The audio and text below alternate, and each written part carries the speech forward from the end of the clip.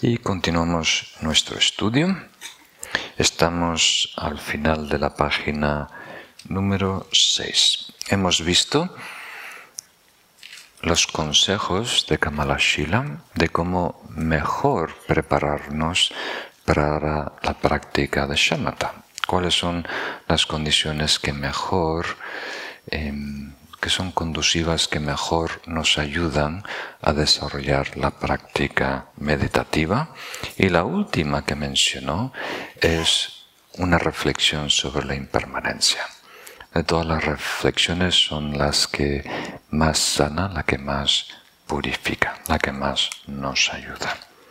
Y después pasamos a las recomendaciones para la práctica de Vipassana, de la visión superior. ¿Cuáles son las condiciones previas que nos ayudan a desarrollar la visión superior? Es necesario confiarse a las personas santas, estudiar seriamente las instrucciones recibidas y practicar una contemplación correcta.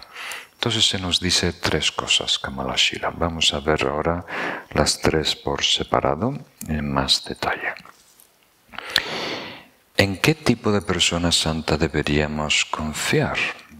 En la que ha oído muchas enseñanzas, se expresa claramente y está dotada de compasión y tiene capacidad de superar adversidades.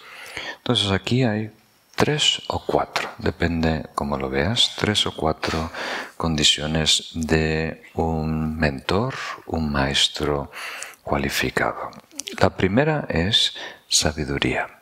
La sabiduría que se logra a través de la escucha y la sabiduría que se logra a través de la reflexión, que se conoce por no necesariamente elocuencia, pero claridad, que tiene que ser una persona que te pueda comunicar con claridad lo que es la práctica meditativa, particularmente la filosofía que tenemos que desarrollar.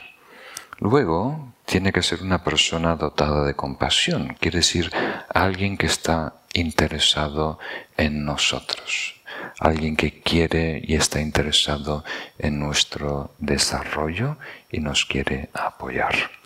Y por último, alguien que tiene la capacidad de superar adversidades. Esto está expresado de una manera interesante. Normalmente se dice alguien que tiene disciplina, que tiene una conducta sana, y algunas veces la disciplina se manifiesta como alguien que está en control de sus emociones. Incluso en algunos comentarios quiere decir alguien que tiene paciencia conmigo. El maestro debe tener paciencia con mis preguntas. Entonces, mínimamente tiene que tener conocimiento y la habilidad de comunicarlo a mi nivel, a mi comprensión. Tiene que estar interesado en mi desarrollo y tiene que tener paciencia, tolerancia e equilibrio. El segundo punto necesario para desarrollar Vipassana, la visión superior, es ¿qué quiere decir estudiar seriamente las instrucciones recibidas? Pues se trata de escuchar seria y respetuosamente el sentido definitivo y el susceptible de ser interpretado de las 12 ramas de enseñanzas del Buda. O sea, las enseñanzas del Buda se pueden categorizar en 12, de 12 maneras, que vamos a ver a continuidad. El sutra que revela el pensamiento dice: no escuchar las enseñanzas de los seres superiores como lo desearía es un obstáculo para la visión superior.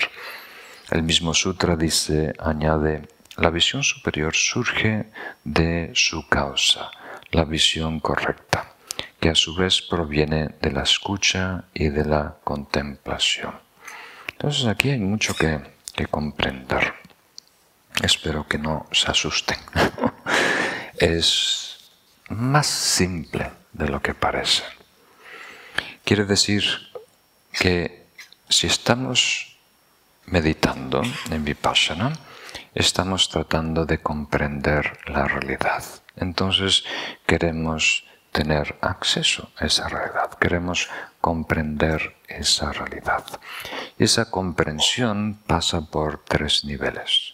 La comprensión que viene a través de la escucha, la contemplación que viene a través de la reflexión y la realización, la sabiduría que viene a través de la experiencia intuitiva directa, el gnosis, la verdad. Entonces, para poder meditar, que es Vipassana, la visión penetrante, y adquirir esa perspectiva directa, sin filtros, intuitiva, necesitamos las primeras 2, ¿verdad? La sabiduría de la escucha y la sabiduría de la contemplación. Entonces vamos a hablar un par de minutos sobre ello. El arte de la escucha. Y hace unos meses compartí en línea una charla, ¿verdad? Una enseñanza sobre el arte de la escucha, algunos puntos que pueden ser valiosos. Cuando decimos escucha, estamos realmente hablando de la fase de aprendizaje, de adquirir conocimiento a través de la lectura, el estudio y la escucha, o sea, recibir enseñanzas de otras personas.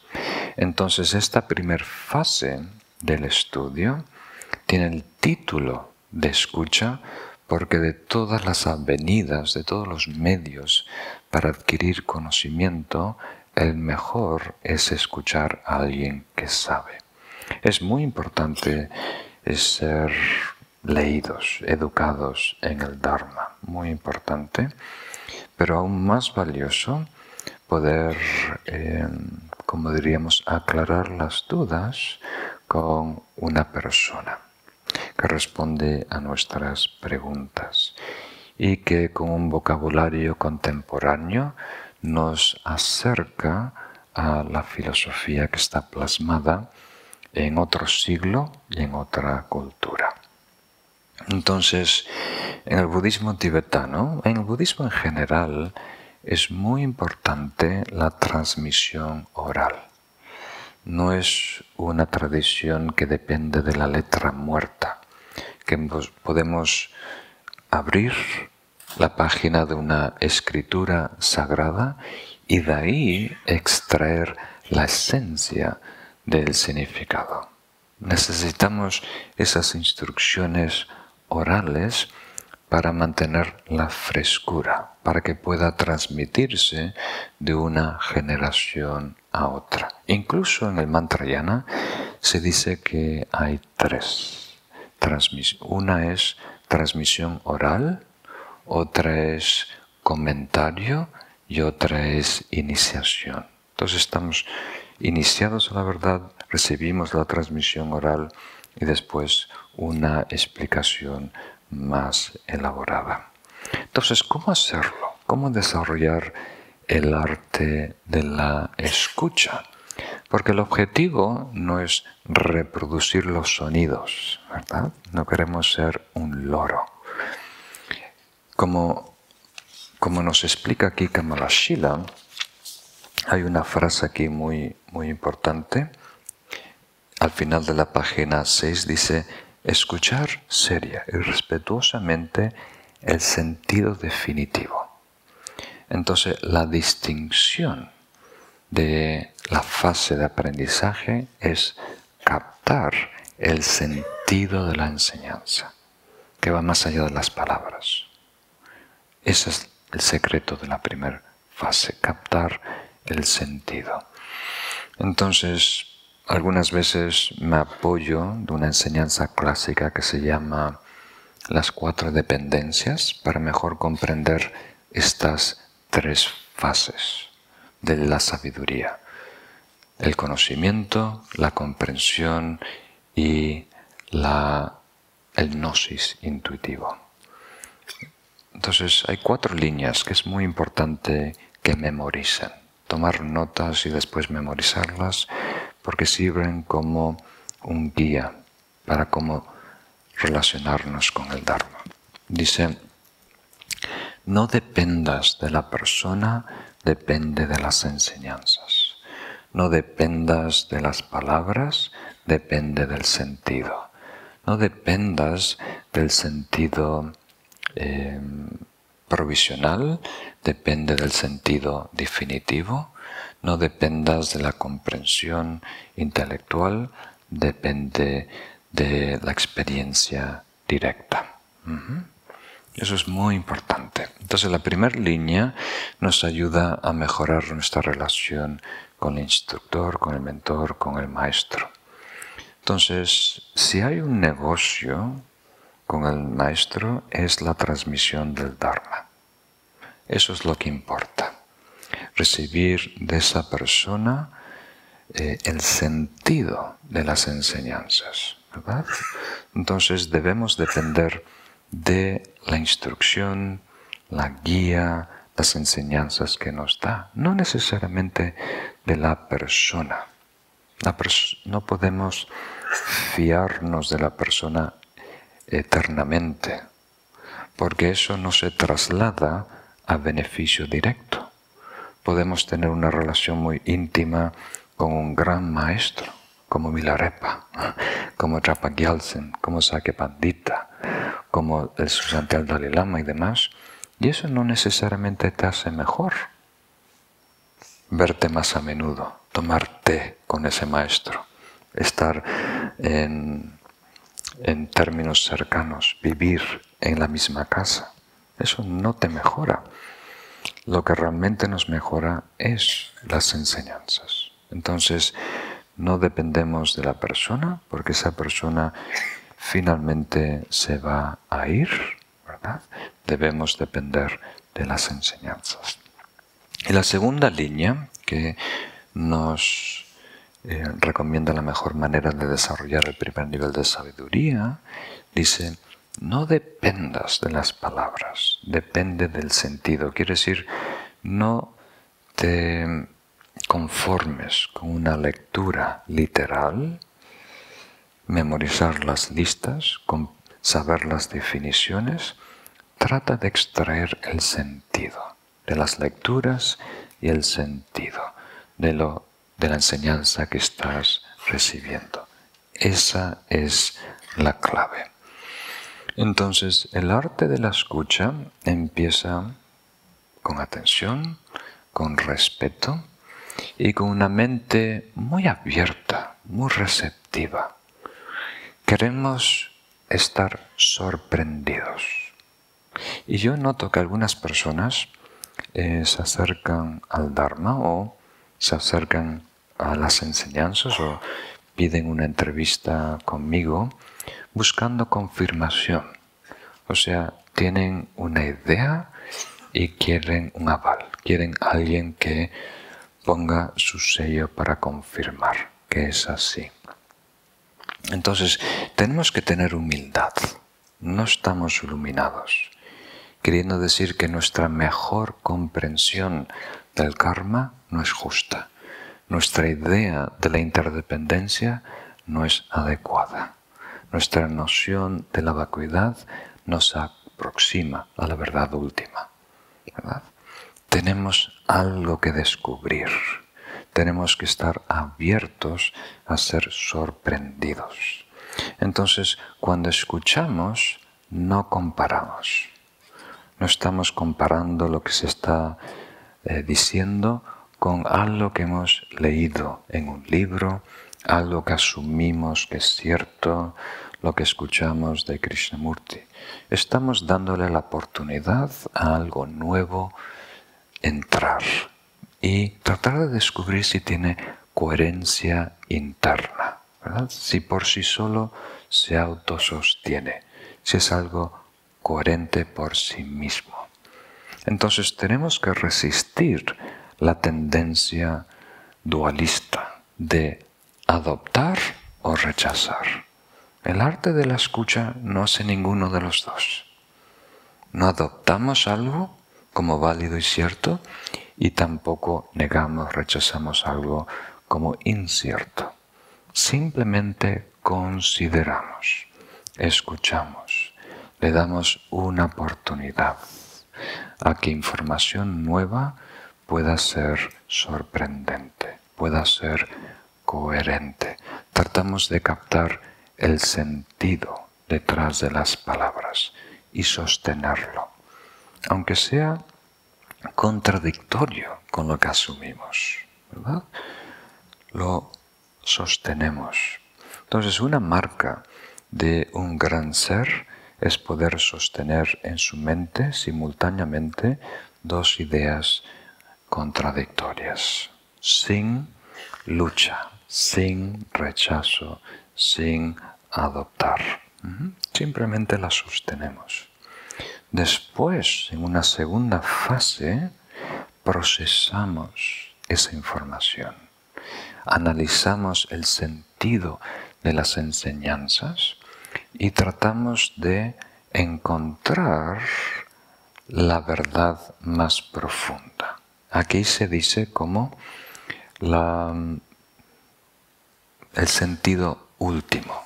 Hay el sentido provisional y el sentido definitivo, ¿verdad?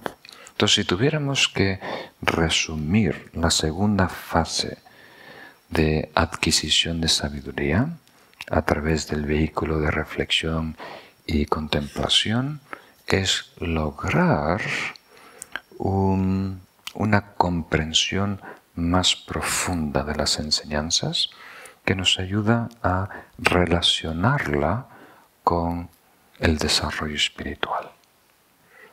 Armas el rompecabezas.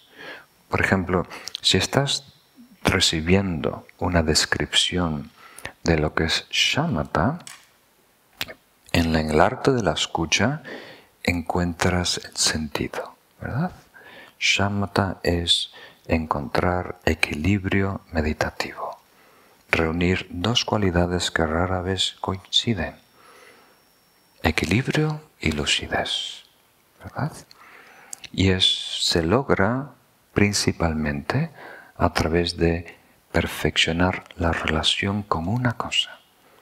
Si puedes relacionarte correctamente con una flor, correctamente con la respiración, correctamente con el mantra, si tu mente se mantiene en equilibrio y lúcida, ahí tienes la fórmula, has logrado el estado para relacionarte con todo, ¿no? Entonces, a través del arte de la escucha tienes ese sentido, que va un poco más allá de una definición literal, ¿verdad?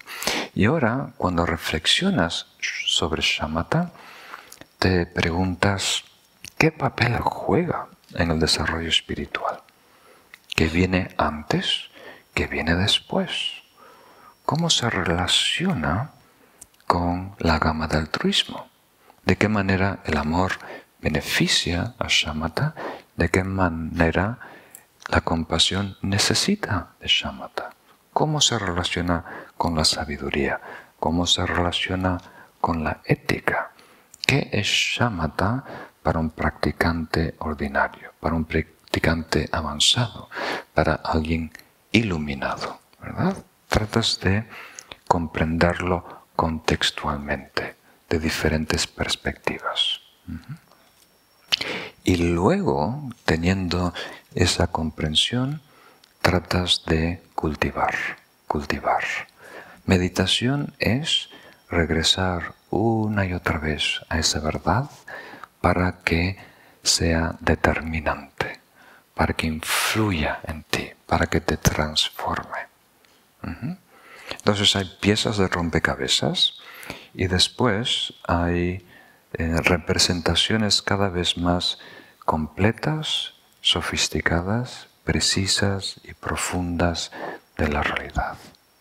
Entonces, más fácil que shamatha o compasión es hablar de interdependencia o impermanencia, ¿verdad? Entonces tenemos una idea a través de la lectura y la escucha, después procesamos ese sentido y tratamos de ver cuál sentido es el más próximo a la experiencia última. ¿Me estoy explicando? Queriendo decir, la ética es muy importante, pero no llega hasta la verdad última. Entonces, el propósito de tener una buena conducta es apaciguar la mente. La ética no tiene un sentido último, ¿verdad?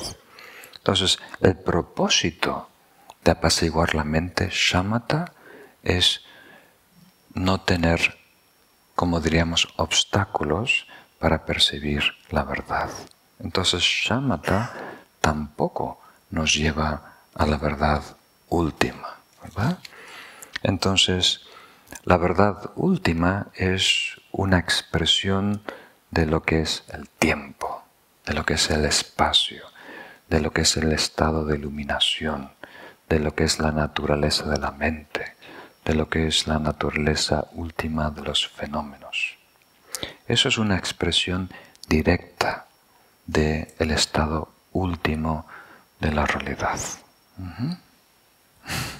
Muy bien. Entonces, el arte de la escucha empieza siendo imparcial, no teniendo prejuicios, no favoreciendo una versión, una filosofía, estando muy abierto a considerar todas las posibilidades. Y si tuviéramos que favorecer algo, lo que queremos encontrar es desorden, es contradicción. Queremos descubrir cuándo el maestro está siendo muy exagerado, está enfatizando algo demasiado, repitiendo algo demasiado, porque ahí puede haber descubrimiento. Cuando algo resuena, es coherente, quiere decir que ya lo sabes. Lo interesante no es eso. Lo interesante es descubrimiento. Y en la primera instancia, un descubrimiento aparece como error, se presenta como exageración. Parece ser contradictorio. Entonces, la persona que realmente puede escuchar es la persona que tiene esa tolerancia a la verdad, que resiste ese mecanismo impulsivo de rechazar lo que no es inmediatamente comprensible, lo que no es compatible con nuestro modelo de la realidad. Entonces se dice que hay 3 niveles de paciencia, hemos hablado de los primeros 2. El primero es tolerar a las personas problemáticas. El segundo es tolerar las dificultades que conlleva el entrenamiento personal. El tercero es tolerar la verdad, porque la verdad es inquietante. Algunas veces incluso asusta, pone en jaque no solo nuestras creencias, nuestros valores, nuestros planes, nuestras prioridades. Entonces, en la medida que sentimos que hay algo muy importante en juego, en esa medida estamos realmente captando el sentido de la impermanencia o la interdependencia. Entonces, si tuviera que daros una recomendación más simple, es date tiempo. Cuando escuchas una enseñanza, no te obligues a llegar a una conclusión inmediata. Simplemente mantén esa información, ese sentido contigo. No la adoptes, no lo rechaces, solo la mantienes como una pieza curiosa de un rompecabezas. Y no sabes si es parte del terreno, si es parte del cielo, si es parte del este, oeste, pero es una pieza curiosa. Y la pones en tu escritorio y ves cómo se relaciona con otras cosas curiosas.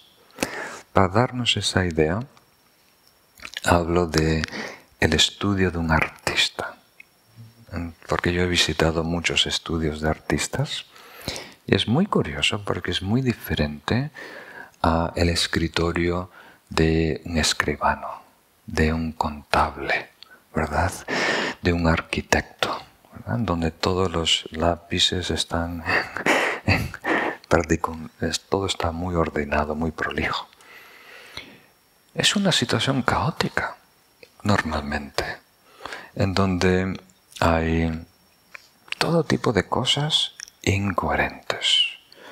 Hay trozos de telas con diferentes texturas, hay una cuerda gruesa como un nudo raro, hay recortes de periódicos, hay trozos de fotos, ¿verdad? Hay diferentes colores, hay un esqueleto de un gato, ¿verdad? Hay un cuerno que no sabes exactamente de qué animal pertenece. Y nada encaja, nada tiene sentido. Todo pertenece a diferentes mundos. Pero es un lugar muy fértil, ¿verdad? Porque ahí se pueden crear nuevas relaciones. De ahí surge la creatividad, de la incoherencia, del caos. Entonces nosotros tenemos que tener ese laboratorio, ese estudio del artista en nuestra mente, en donde podemos tolerar incongruencias, cosas que no encajan, que nos pertenecen a la misma familia, a la misma categoría, y simplemente permitir tolerar ese caos. Estar delante de un escritorio todo lleno de cosas muy raras y simplemente estar en paz con ese caos. No demandar orden, sino esperar que el orden se desvele por sí mismo, que llegue hacia ti, ¿verdad? Que se vayan casi como por fuerza de imán, de gravedad, uniéndose, conectándose, relacionándose. Entonces, si no le das tiempo a ese caos, a esas piezas individuales, va a ser muy difícil la segunda fase de contemplación, de investigación, de reflexión. Entonces, hay algunos consejos para el arte de la escucha, hay muchos consejos para el arte de la meditación, pero el puente entre ellos, el arte de la reflexión, hay muy poquito escrito. Incluso a nivel oral hay muy poquito que se nos puede decir, porque es algo muy íntimo, muy personal. Hay muchas maneras de desarrollar ese descubrimiento. Entonces se habla más de cómo no interrumpir ese descubrimiento, ¿verdad? Entonces os puedo dar algunas pistas y muchos me han pedido que haga un curso de solo cómo reflexionar. Puede ser interesante, pero no hay ninguna técnica, ningún truco que pueda compensar por la falta de interés. Si estás muy interesado, entonces vas a encontrar la manera de encontrar relaciones, orden en todos los sentidos, en toda la información que has recibido. Entonces es muy importante desarrollar interés. Si tú recibes enseñado de los maestros tibetanos, van a hablar principalmente de interés, de motivación. Si estás muy motivado, encuentras la solución. Y si tienes muchas herramientas muy sofisticadas para analizar material, contenido, igual no hay garantía de que inviertas el tiempo, de que tengas la paciencia para descubrir un tesoro, para descubrir algo nuevo. Entonces os comparto una técnica de miles que pueden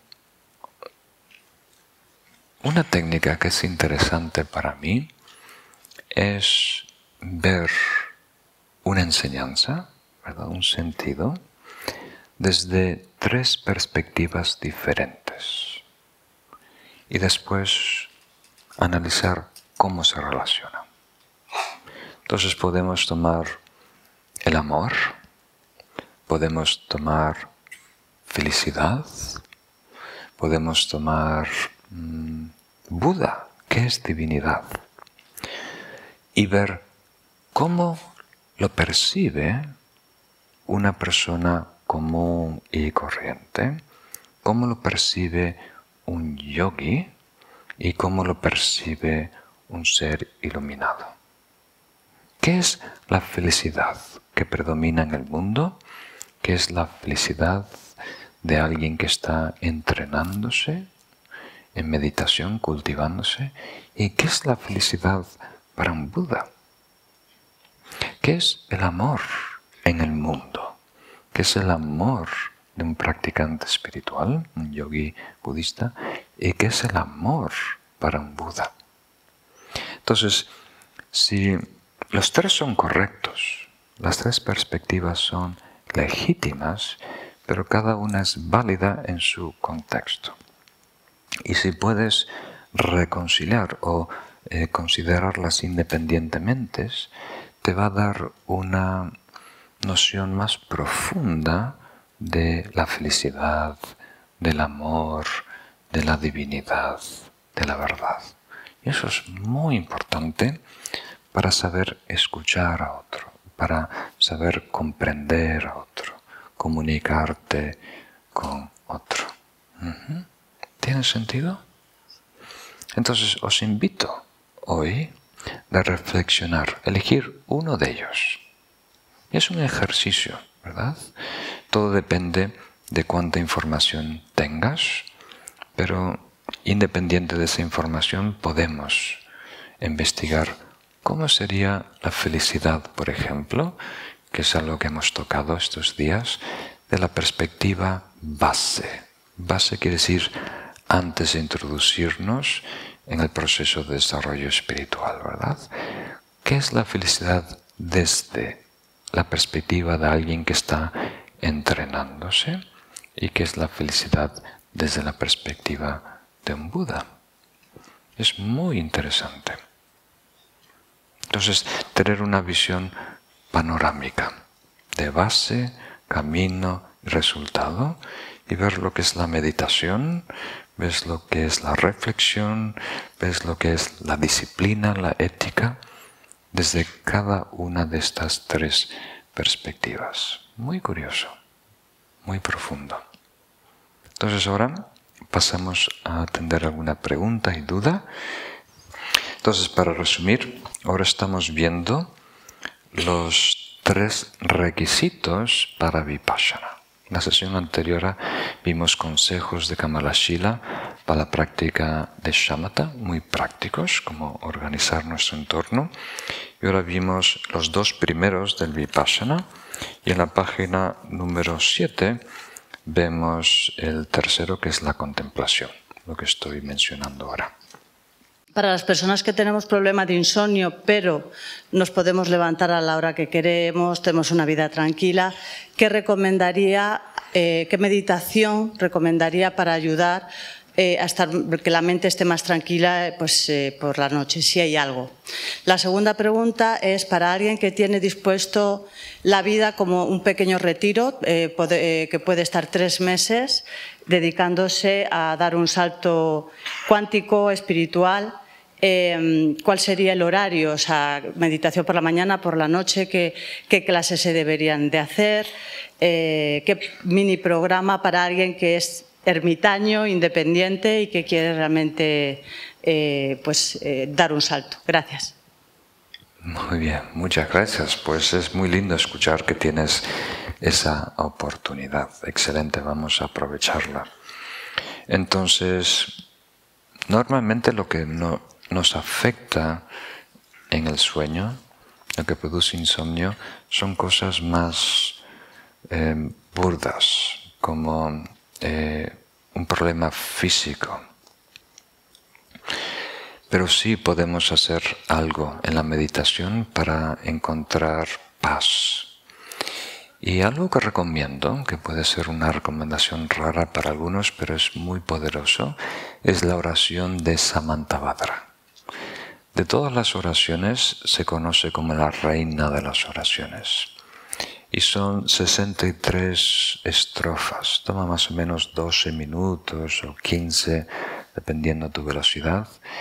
Y en la medida que lo repetimos y lo recitamos cada vez con más sentido, he dado un curso en donde explico el significado, cambia nuestra conciencia y nos ayuda a liberarnos de mucha presión psicológica, de muchos problemas, de muchas metas y objetivos. Entonces es muy beneficioso.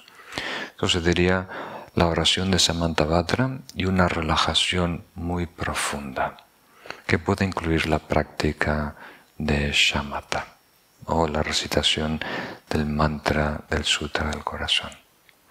Para tu segunda pregunta es básicamente cómo mejor desarrollar un retiro de varios meses. Entonces podemos tomar como modelo el retiro que hacemos en la primavera. Todas las primaveras intento hacer un retiro de 10 días que combina shamatha y vipassana. Y ahí doy guía, doy una estructura, hacemos ciertas sesiones del día. Lo importante a tener en cuenta es la rampa de acceso, ascenso, y la rampa de descenso. O sea, en el retiro vamos a lograr un ritmo que normalmente podemos definirlo como la meseta del retiro, que es no solo un estado interno, pero una intensidad de práctica que incluye la duración de cada sesión meditativa. Entonces, dependiendo en dónde estamos, a relación a esa meseta, necesitamos una rampa, necesitamos transición, transitar de donde estamos a ese estado. Y después una rampa de descenso para que la reintroducción a la sociedad, a nuestro mundo veloz, no sea muy brusco y podamos aprovechar los logros en retiro e integrarlos a nuestro estado post-meditativo, post-retiro. Entonces, recomiendo que hagamos 3 días de silencio. Y si logramos hacer un retiro de 3 días, hacer 5 días. Y si logramos 5 días, hacer 10 días. Si lo haces guiado, participando en grupo, entonces podemos hacer 10 días de golpe. La mayoría de personas no van a tener problema. Pero deberíamos tener esa experiencia de hacer un retiro sin estimulación, en silencio, 10 días antes de embarcar en un retiro de 1 mes o 2 meses. Si no, puede ser un shock a nuestro sistema. Hay 2 fronteras principales. Justo estuvimos hablando en el desayuno de esto. La primera frontera ocurre entre 5 a 10 días para la mayoría de las personas. Y es un cambio psicológico de estimulación. Entonces, hoy en día, sin darnos cuenta, estamos siendo estimulados sensorialmente, diferentes sabores, diferentes visiones, sonidos, y eso nutre nuestra mente y crea una expectativa, ¿verdad?, de ese nivel de nutrición. Entonces, cuando nos aislamos, vamos a naturalmente estar menos estimulados, ver menos cosas, escuchar menos cosas, saborear menos cosas, una vida más simple, más de rutina. Y en esa transición tenemos que hacerla de la mejor manera para no debilitarnos. Entonces hay que tener cuidado en ese periodo entre 5 días a 12 o 14 días y saber cómo compensar. Incluso en algunos manuales antiguos del Tíbet dice, ten a mano un pedazo de caramelo. Entonces cuando notes que tu energía disminuye, ellos le llamaban azúcar cristalizado, ¿verdad? Toma un poquito de azúcar para sentir algo de estimulación y recuperar tu energía vital. Y eso es importante las primeras 2 semanas. Y después hay una barrera grande entre el mes 2 y el mes 3. Y eso es más un cambio psicológico de estar solo, aislado. Si podemos superar 3 meses, entonces da igual. Si estamos 6 meses, 3 años, no nos afecta. Entonces yo diría que la primera prueba es el cambio en estimulación que ocurre después de 5 días. Entonces, como recomendación, haz un retiro de 10 días en grupo, por lo menos 6 días en silencio, y eso va a ser un modelo para diseñar un retiro de más duración. Y no necesariamente tiene que ser tan estricto, silencio sin ver a personas, sino vamos gradualmente optimizando nuestro entorno, nuestra vida, para facilitar el desarrollo interno. Como nos indica aquí Kamalashila, como recomiendan todos los maestros, la meditación es la culminación de la práctica. Entonces deberíamos estar bien informados, bien instruidos y ensayar el retiro y tener confianza de poder autogestionarlos para dedicarnos a ello. Entonces no hay garantía que la meditación nos va a ayudar. Si nuestra mente está en desequilibrio, puede aumentar ese equilibrio. Entonces la meditación solo nos ayuda si está bien implementada, ¿verdad? Bien implementada. Entonces es importante estudiar, como estamos haciendo a nivel teórico, lo que son las fases de la meditación, y luego hacer mini experimentos de implementar. Y si estamos acompañados en ese proceso de implementación, mejor que mejor. Muy bien. Entonces sí, estoy muy inspirado que muchos amigos espirituales como tú están sintiendo la necesidad de hacer retiros de meditación de más duración. Entonces mi deber es escuchar esas peticiones y hacer todo lo posible para que tengáis los recursos para hacerlo. Muy bien. Y mi pregunta está relacionada con una parte que hemos leído del texto y también con mi situación personal, y es acerca de cómo aceptar la muerte de alguien que amamos, porque antes de irnos al descanso ha leído acerca de la impermanencia, ¿no? Y si lo intentamos en la teoría aceptar desde este concepto, pues podría ser sencillo, que todo cambia.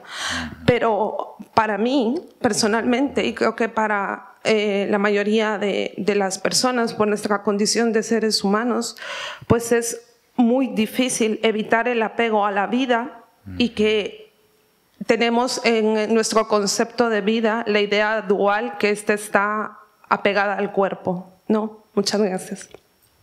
Muy bien, muchas gracias por la pregunta. Estoy muy contenta que puedas participar. Pues sí, no es fácil, pero vale la pena.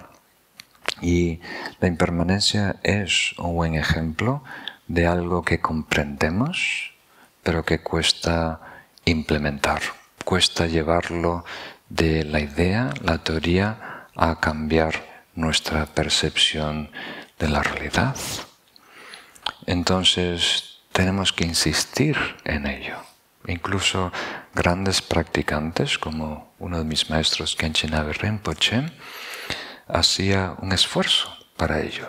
Él, cerca del monasterio donde estaba, iba a un, ¿cómo diríamos?, un lugar de cremación.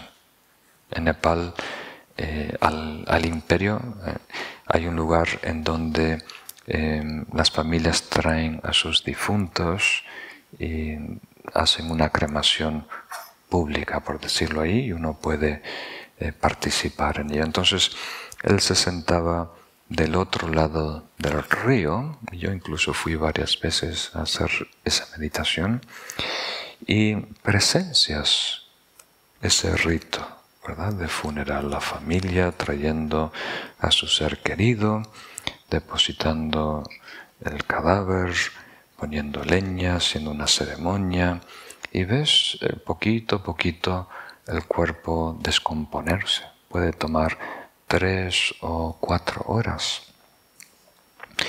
Y es algo que no puede lograr la reflexión teórica. Es algo en que necesita una experiencia directa y viva. Darle tiempo para asumir, aceptar, integrar esa realidad del cambio.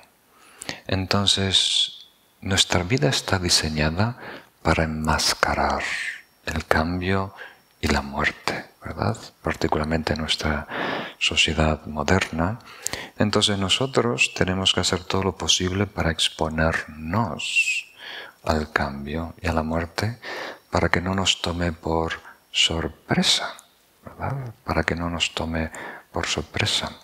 Toda la práctica espiritual va a ayudarnos a mejor relacionarnos con las personas y reducir la dependencia, el aferramiento.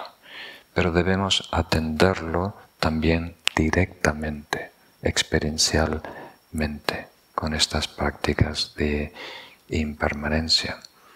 Y yo creo que es recomendable, aunque suene un poco extraño, visitar un cementerio y reflexionar allí cuando ves todas las tumbas, los nombres, la fecha de nacimiento, la muerte, y reflexionar la impermanencia.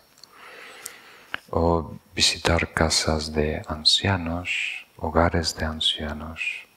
Es muy beneficioso para estar en armonía con la realidad del cambio. Mi vida, de alguna manera, lo facilita porque estoy siempre en movimiento, yendo de un sitio a otro, asumiendo diferentes papeles y roles, sin muchas pertenencias y anclas. Entonces eso ayuda a estar más conectado, estar aceptando más transición, movimiento y cambio. Entonces no hay una cosa concreta que te pueda decir que va a ser la solución. El conjunto de la práctica va a ayudar. Y entre eso está el amor bondadoso y la compasión, que reduce el apego. Y después hay particularmente la reflexión, la contemplación sobre la muerte. Muy bien, muchas gracias. Mi pregunta viene respecto a la enseñanza de la escucha, de construir esta mesa con varios materiales, con varios colores, etcétera, etcétera, para luego poder decidir qué tipo de enseñanza queremos adoptar. Entonces esa imagen me parece increíble, pero entra un poco en contradicción desde mi punto de vista con lo que vimos anteriormente. Al momento de que usted decía que para ciertas prácticas era importante alejarse de personas ruidosas, alejarse del ruido, alejarse de todo lo que pueda distraernos, ¿no? Entonces, lo que causa conflicto en mí en particular es que cuando yo entro en este estado de alejarme de las cosas ruidosas, alejarme de las cosas que son muy distintas a mí, a lo que yo creo, es difícil luego construir esta tabla llena de colores y de cosas muy distintas a mí y elegir qué me conviene y qué no me conviene. No sé si fui claro. Muy bien. Sí, sí. Te entiendo, lo explicaste muy bien. Pero es un poco diferente lo que estás planteando. O sea,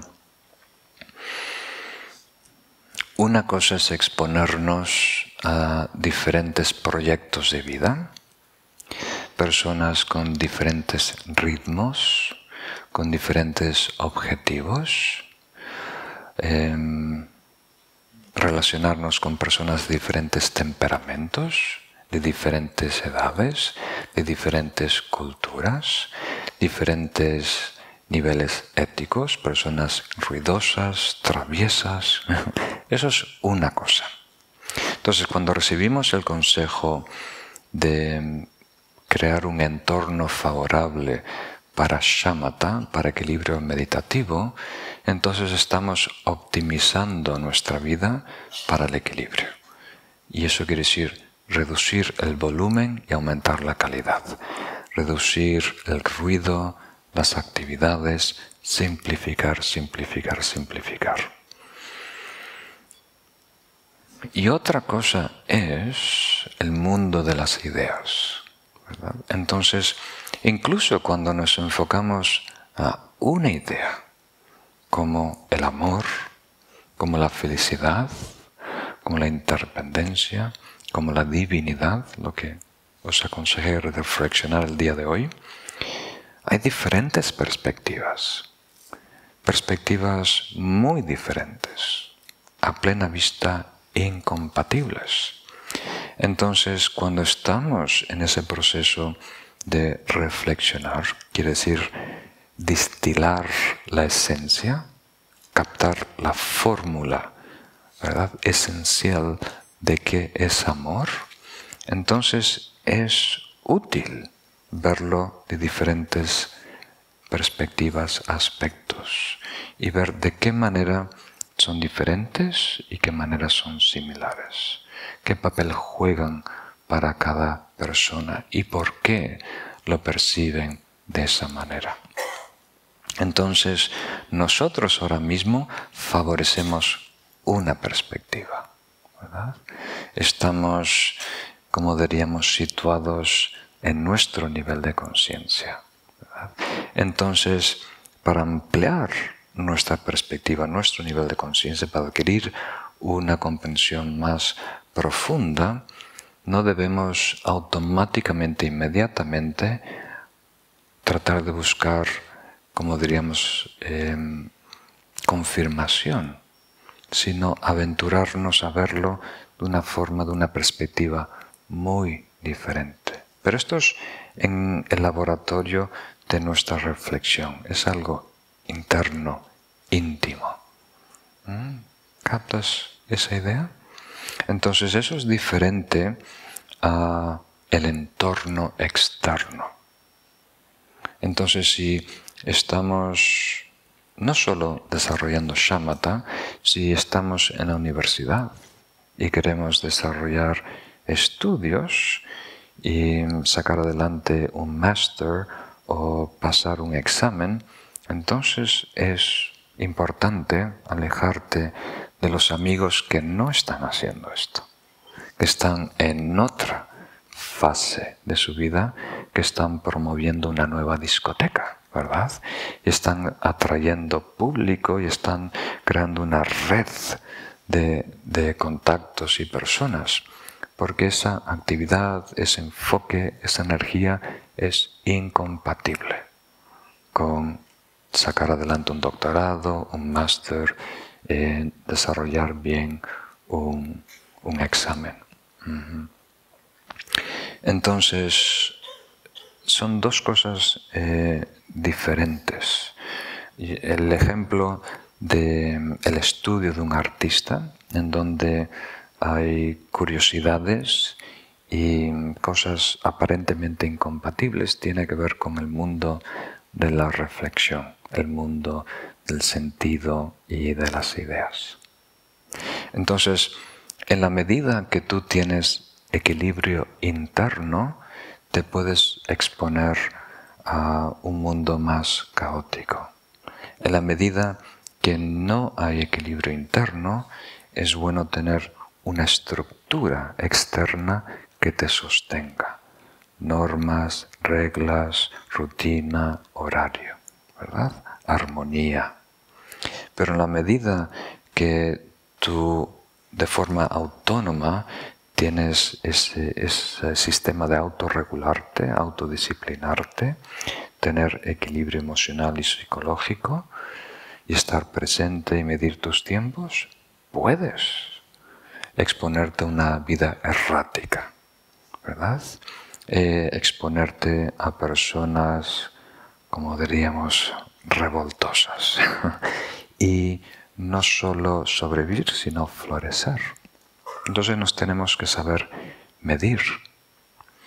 Entonces normalmente no tenemos a nuestra disposición ese equilibrio interno. Y por lo tanto es muy importante tener estructura externa, armonía interna, para que nos sostenga, para que nos permita desarrollar ese equilibrio interno.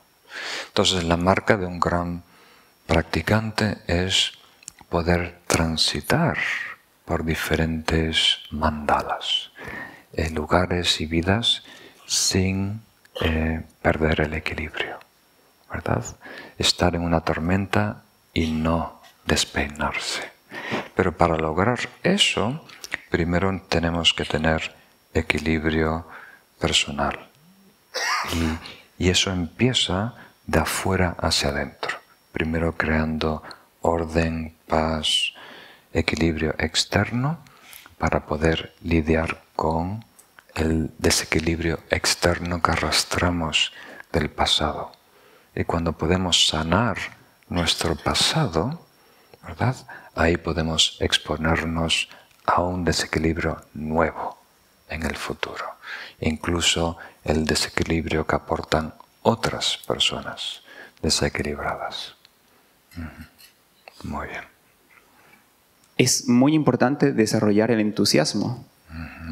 Para mí la pregunta es, el dolor me ha llevado donde estoy, pero quiero transmutar este dolor a raíz de un duelo para que se convierta en entusiasmo. ¿Cómo lo hago? Tienes dolor por un duelo. Sí. ¿Te gustaría tener entusiasmo? Muy bien. Muy bien, muchas gracias. Como creo que mencioné ayer cuando hablamos de los 6 paramitas, como un resumen del bodhicitta aplicado, la importancia de entrenarnos paulatinamente, empezando con generosidad, conducta, y se hincapié que es importante tener paz antes de ser feliz. Entonces es muy importante desarrollar el tercer paramita, la paciencia antes del entusiasmo. Si no, se va a corromper, va a ser entusiasmo más mundano. Vamos a intentar enmascarar, compensar y distraernos con algo. Entonces, primero tenemos que estar en paz con el mundo, en paz con nosotros. Entonces, cuando usamos la palabra paciencia, le estamos dando el nombre a un estado espiritual desde la perspectiva del resultado. O sea, paciencia es la paz, como tú dices, en la tormenta. Pero ese es el resultado. La causa de esa paz es aceptación. El aspecto causal es aceptación. Entonces tenemos que aceptar a los demás, aceptarnos a nosotros, aceptar la vida y todo lo que transcurre. no es lo que pensábamos, no es lo que anticipábamos, no es lo que queríamos, pero es perfecto en ser lo que es. Una expresión muy zen. El presente es perfecto en ser lo que es. Entonces, debemos planear y debemos desarrollar planes muy ambiciosos y después aceptar la realidad que surja. ¿Capta esa idea? Entonces, hasta que no aceptemos quiénes somos, lo que ha pasado, lo que está pasando, no vamos a poder elegir la felicidad, ser optimistas.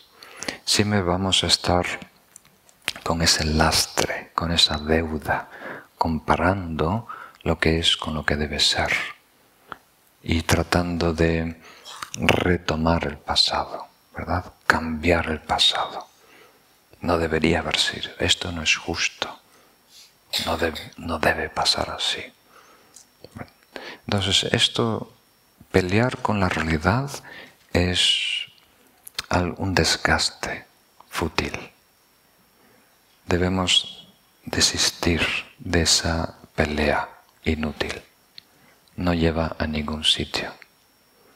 Y tenemos que insistir en este lema. La verdad es perfecta en lo que es, el presente es perfecto en lo que es. Entonces hacemos nuestro mejor intento de mejorar nuestra vida y el mundo con lo mejor que sabemos. Lanzamos esa flecha del presente al futuro, ¿verdad? Apuntando a la diana. Y cuando aterriza, cuando cae, cuando toca, ese es el perfecto. Punto. No tenemos que compararlo con la diana que anticipábamos, que queríamos. Donde cae la flecha, eso es perfecto, la realidad, lo que debe ser. Y de ahí comienza un nuevo proyecto. De ahí lanzamos otra flecha hacia el futuro. Entonces, ahora estoy empezando a usar la analogía del golf, aunque nunca jugué golf, porque se presta mejor, ya que hay normalmente varios pasos. Entonces, nuestro objetivo es casi un insulto, meter esta pequeña pelotita con un palo torcido en un agujero, ¿verdad? Que queda a 500 metros, ¿verdad? Una tortura. Y para darnos esperanza hay un palito con una bandera, ¿verdad? Provocándonos. Entonces, nosotros hacemos nuestro mejor intento de pegarle con este palo torcido a esta pequeña pelota hacia, ¿verdad?, la bandera. Y después pasan cosas raras, el viento, ¿verdad?, y cae en algún sitio. Y ahí, como hace Google Maps, actualizamos, ¿verdad? ¿Cómo se dice? Recalculamos, ¿no? De ahí estamos en un nuevo terreno. Este presente no es el que anticipábamos y ahora tenemos que recalcular, reposicionarnos, reajustarnos, reorientarnos desde dónde estamos hacia la banderita. Y después otro golpecito.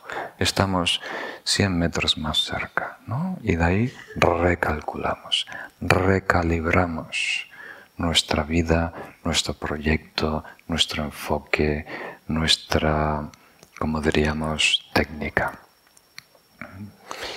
Entonces, la mayoría de personas no se dan esa oportunidad. Están insistiendo, ¿verdad?, en su primer intento, ¿verdad? Y antiguamente los hombres resistían más. Cuando se perdían en coche, era tan difícil. La esposa, la mujer decía, pero para y pregúntale a alguien, que no estoy perdido, yo sé en dónde estoy. Pero cuesta tanto bajar la ventana y decirle a alguien, ¿en dónde? ¿En dónde? ¿Verdad? Hay tanta resistencia. Entonces, cada momento es una oportunidad para reencontrarnos con el presente y recalibrar y reajustar nuestro enfoque y perspectiva. ¿Captan esa idea? Entonces, es muy momentáneo.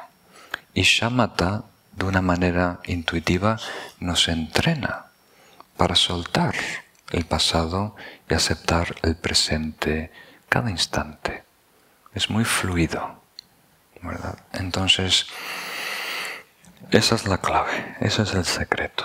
Y algún día podemos jugar golf juntos para ponerlo en práctica.